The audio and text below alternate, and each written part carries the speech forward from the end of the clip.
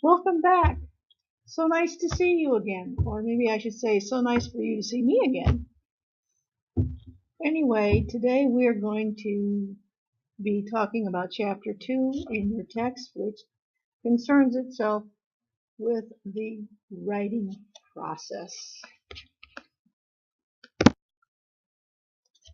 There are 5 basic stages of the writing process which are very important. The assessment stage, the discovery stage, the drafting stage, the revising stage, and the editing stage. When we're talking about stage 1, or the assessment stage, we have 3 areas that we need to focus on. Our subject, our audience, and our purpose. What the heck are we writing this piece of work for anyway? As far as the subject matter of a piece of writing goes, the topic may be provided to you. That happens a lot in academic situations.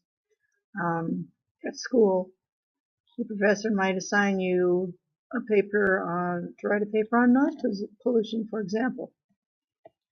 Or maybe your subject is one that you've chosen, been allowed to choose, like an essay on my best birthday yet.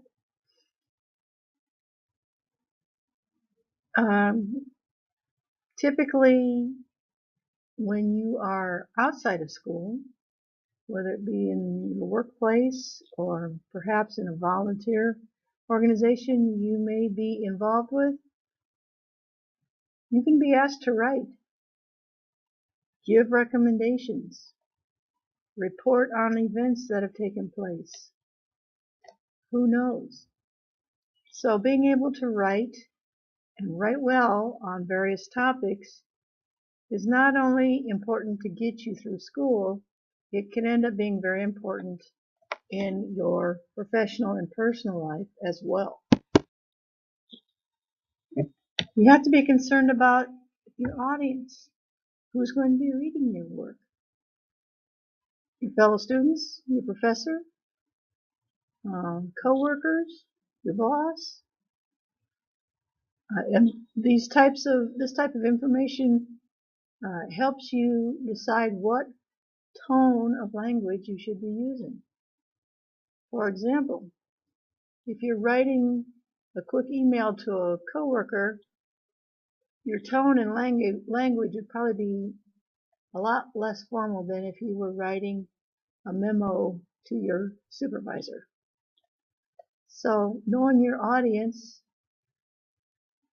is very important to give you some guidelines as to what type of language you should use, how formal or informal you should be. Knowing your audience also lets you know how deep you have to go into your subject. If you are dealing with an audience or readers that already know something about your topic, then perhaps you don't have to spend as much time giving definitions of terms or giving examples.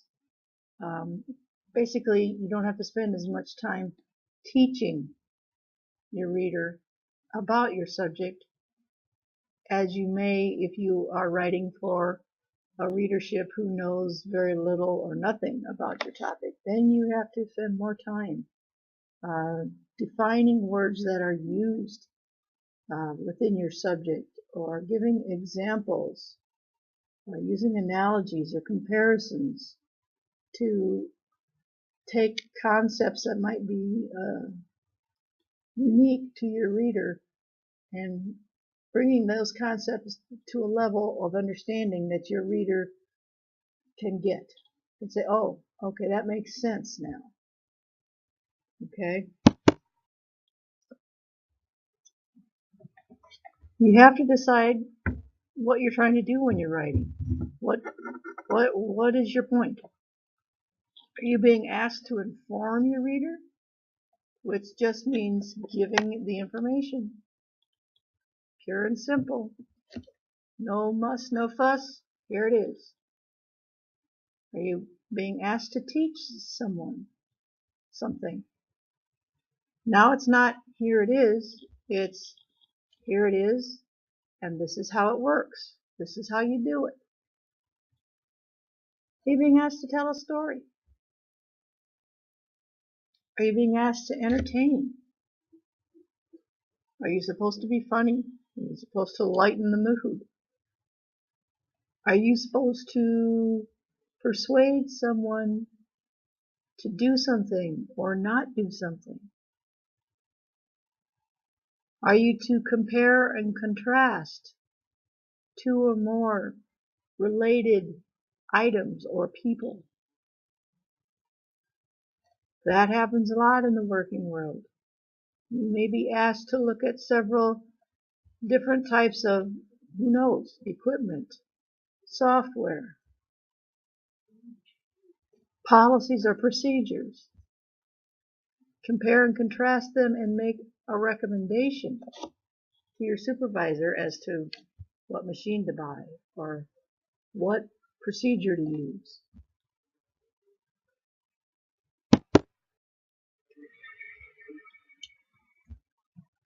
Discovery.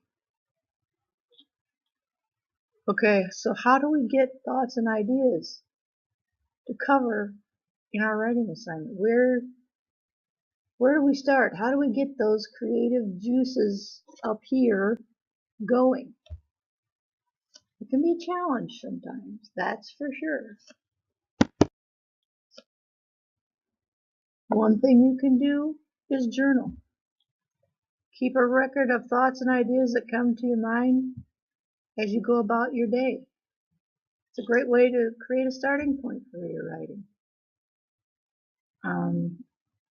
I think we've all, gone through our day thinking about, ooh, how am I going to do this? Or how should I handle that? And as we're, chugging along through the day, we go, oh, I have an idea. I think I can do this way. Well, when it comes to a piece of writing, take that idea down somewhere or record it on your phone if you have a smartphone, because as sure as anything, you have a great idea and an hour later you'll be like, great idea, what was it? All I remember about it right now is that it was a great idea. Yay me, that's really helpful. So jot down or record your thoughts and ideas as your mind races throughout the day. When things cross your mind relative to what you're going to be writing about, make note of them somehow. Record them somehow so you will have them later when you need to sit down and start working. Another really good technique for discovery is free writing.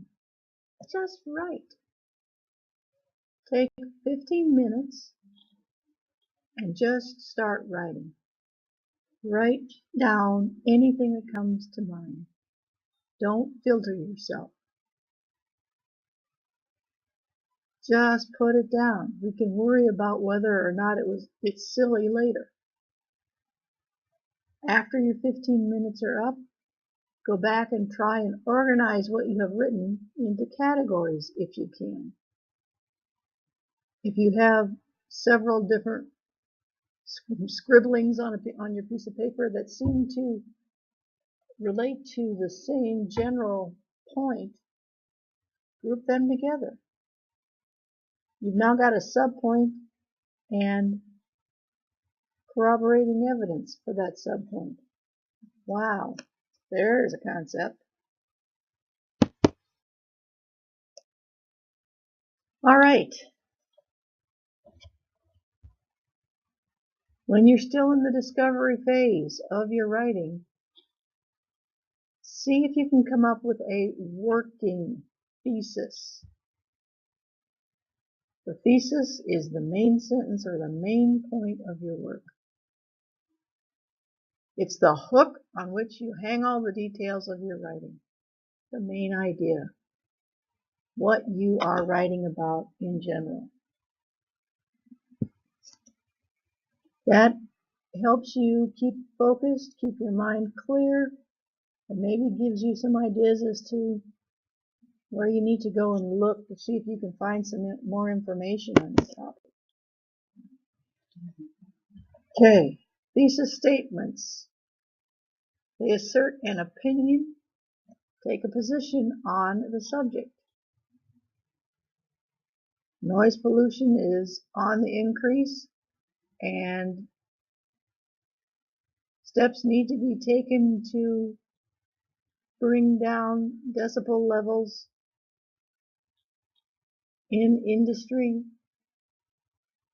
and on the street. Projects a single focused idea, talking about noise pollution and that it is bad. Accurately provides a preview of the essay. Okay, I know that this essay is going to be about noise pollution. I know the author thinks it's getting worse. And I know that they are going to be talking about taking steps to reduce the acceptable levels of noise and sound in the country at large. What am I just talking about? Well, that's a hint of what the writer's purpose is in writing. So the thesis statement is basically the coming attractions. If you think of your paper as a movie, your thesis statement is the trailer. It provides the highlights, lets you know what's coming. Okay. Okay. The drafting phase, where you actually need to start writing. First drafts don't have to be perfect.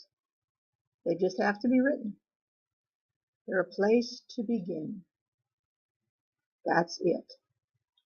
So don't fuss and fret and stress over your first draft, because they don't have to be perfect.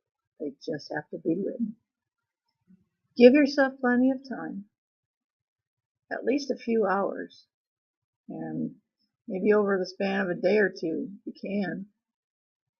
Pacing yourself and setting goals for yourself, getting so much done this day and so much done that day, will go a long way to manage your stress level about the writing. Create a work environment that is most effective for you as a writer. Now, when I'm working, I have to have quiet. I have to have no distractions. I can't have anything at all near me or around me, because I am just that easily distracted. And if I can come up with an excuse not to do my work, oh man, it doesn't take much. Oh, my favorite show is on. That's only 30 minutes. Click. Oh, there's my baby puppy. Oh, she needs to go outside. Okay, we can go outside and play for a little bit. There goes another 30 minutes. I can't do that. I have to be somewhere where there's nobody or nothing else but me.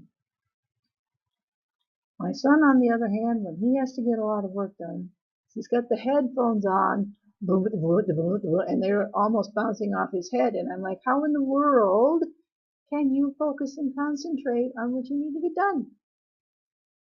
And he tells me I have to have that going on, or I can't concentrate, I can't focus.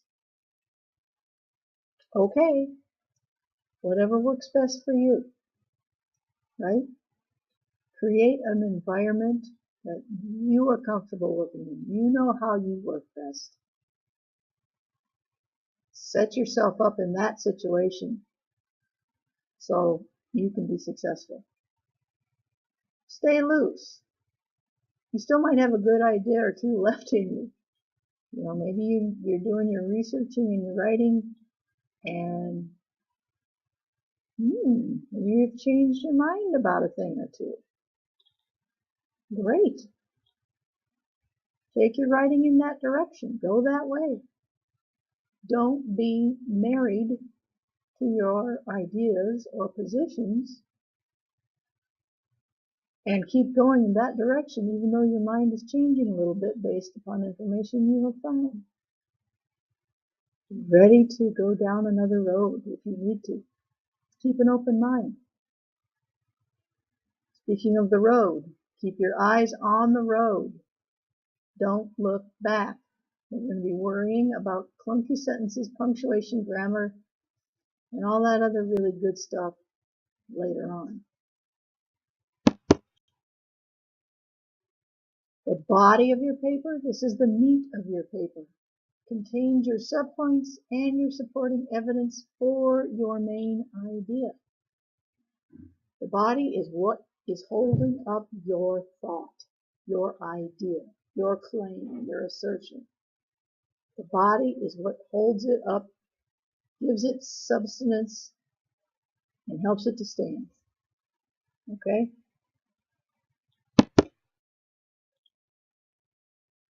The introduction to your paper, that's the opening paragraph. This is where you invite your reader into your work. You can lead up to a statement of your thesis. Let the reader know why you care about this topic. Hey, cancer is on the rise.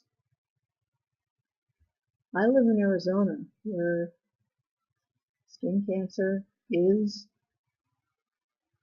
rampant. And that is a cancer that is preventable. I care about that. If I want to write a paper on that,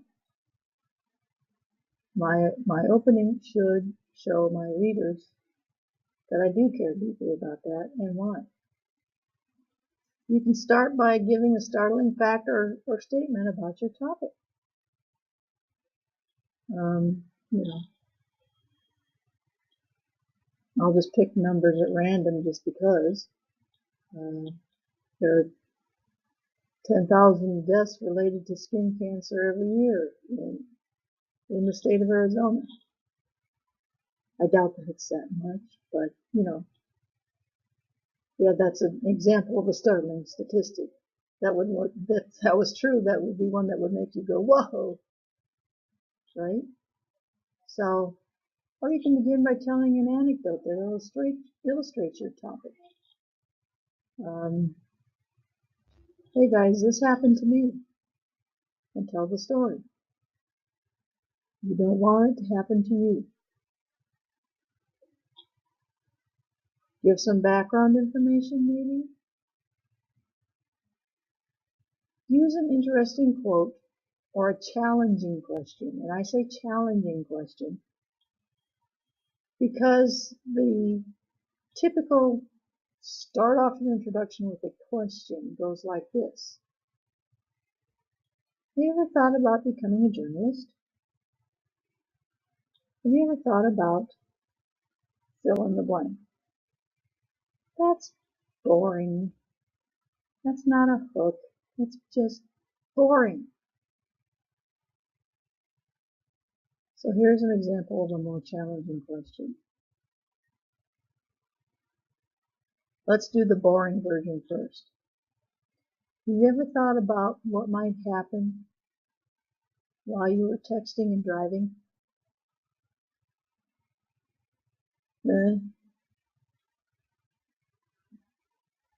Or how about this?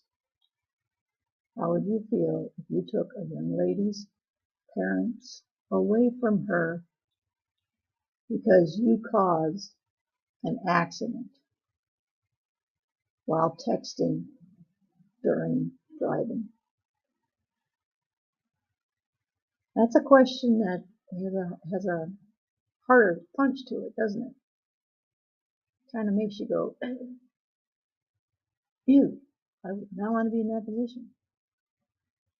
Okay, so beginning an introduction with a question is fine, but make it one that really challenges your reader, one that really makes your reader go, ooh, what about that? It's not always so easy to do. It takes a little work, but it's much more effective. The conclusion, that ties the whole essay together. You restate the idea of your main point, not in the same words, restate it in a different way. Mention broader implications of your topic. Left unchecked, noise pollution levels are going to continue to increase, and we are going to have a nation of citizens who are deaf or extremely hard of hearing, which would be detrimental to us all. Give a final example. Offer a prediction for the future. I just did that with my noise pollution example. End with your most important point. If you're talking about texting while driving, that is, you can take somebody's loved one away for absolutely no good reason. That's a very important point, and one that I would probably end an essay on texting while driving with. Okay, so once you've got that draft down, then we can start getting picky. We go through the revising process.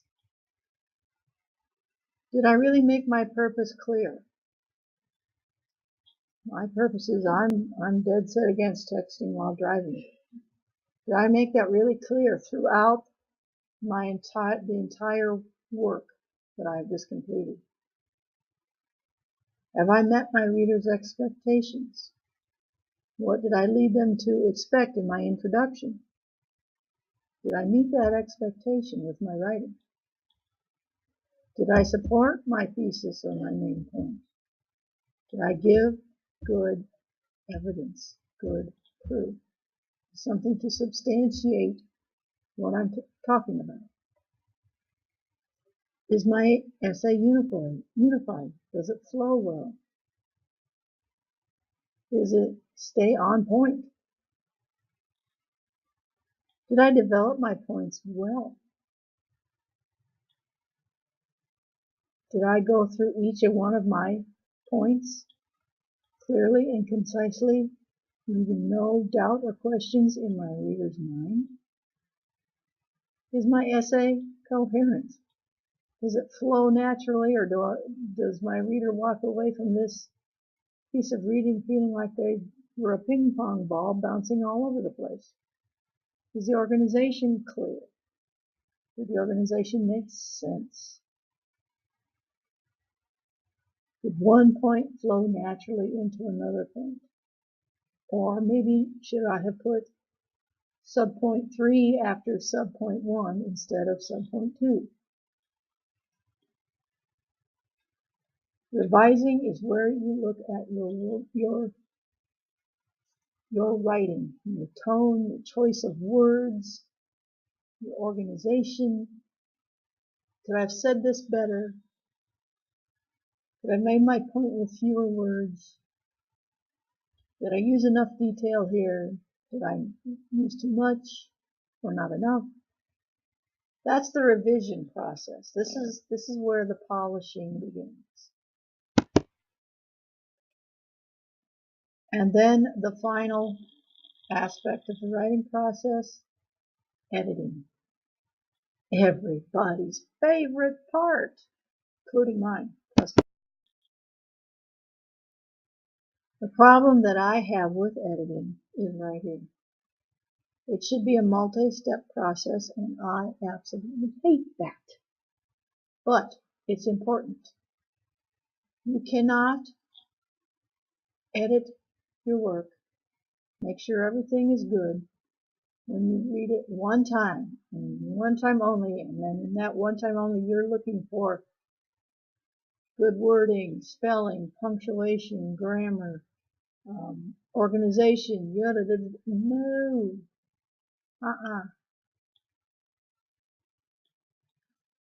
You go from the general to the specific.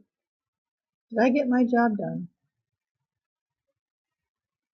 Did I do it effectively? And then you go in to the details, the spelling, the grammar, the punctuation, things of that nature. So you've got to read your paper at least twice, if not 3 times. Because you can only focus, when you're editing, you can really only focus on one thing at a time. Okay, you're having to look for several different things all at once, mechanics, organization, wording, now you're looking for 3 or 4 things all in one reading.